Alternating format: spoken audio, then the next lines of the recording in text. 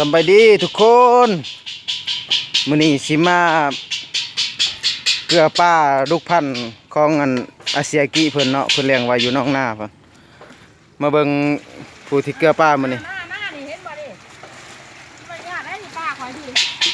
นี่พี่น้องนี่เห็นบ่ต้องมันก็มาแล้วโหคอแกล้งมาแล้วแม่นบ่คอแกงมันมาได้นี่คือเจ้าของน้องเนาะเจ้าของน้อง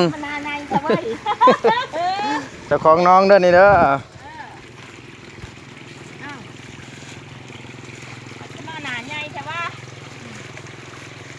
มันมาจากแจงบ่ได้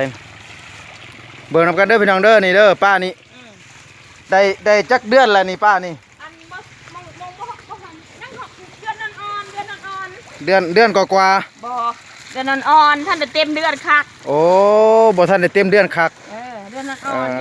เอาคักให้ได้บ่นี่บ่มันได้หลายนี่มึดหัวอาหารประจักสอบแล้วนี่หวายเบิด5-6สอบเลยได้5-6สอบเต็มเลยแม่นบ่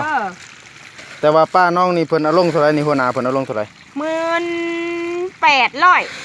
10,000กับ800โตแม่นได้ยินข่าวว่าแม่น10,000กับ8,000เป็น10,000กับ8,000แต่ว่ามันไปครึ่งนึงแล้วน้ำท่วมน้อ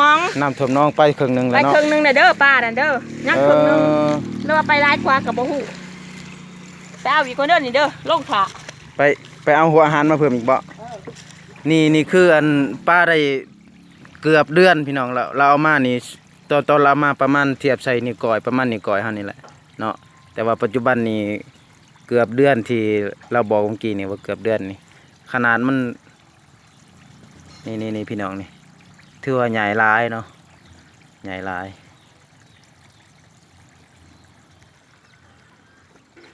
ตัวนี้แม่น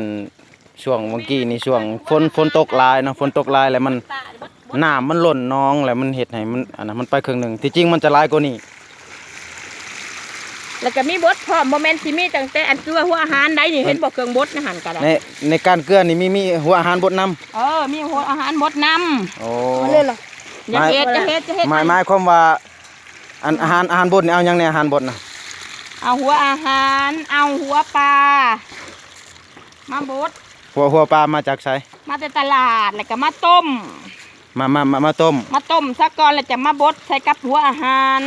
บดไหนดิใส่ห้ำพร้อมมีหวานใส่หยวกกล้วยน้ำบ่ได้ใส่หยวกกล้วยเนาะใส่แต่หัวปลาแล้วก็หัวอาหารห้ำถือว่าประหยัดต้นทุนไปน้ำแมนต้นทุนหน่อยงบประมาณหน่อยเรียกเมืองซะก่อนอันนี้ขนาดทดลองเด้อพี่น้องเด้อทดลองเบิ่งน้องก็บ่ใหญ่ดอกเนาะน้องก็น้อยๆนึงแต่ว่าเพิ่นซื้อมาตะบิดน่ะประมาณ 18,000 โตแต่ว่าปัจจุบันนี่น้ำสูบไปครึ่งนึงแล้วเพราะว่าฝนตกเมื่อกี้นี่พายุเข้าเนาะพายุเข้ามันไปน้ำฝนครึ่งนึงตัวอาหารบดนี่คืออาหารบดเนาะเพิ่นบดเพิ่นซื้อโฮงบดมาเพิ่นซื้อโฮงบดมาเพิ่นบดใส่ห้ำแล้วก็หัวปลาที่ว่าเก็บเศษเขาเจ้าหัวปลาขายอยู่ตลาดหั่นนะเก็บเศษมาใส่ห้ำพร้อมมาตัวอาหารนี่มันก็กินคือกันแบบว่าประหยัดต้นทุนเนาะตัวนั้นเป็นน้ำไหลจลอกนะถือว่าเพิ่นใส่เพิ่นบ่เพิ่นใส่ระบบยูนิเทลบ่แม่น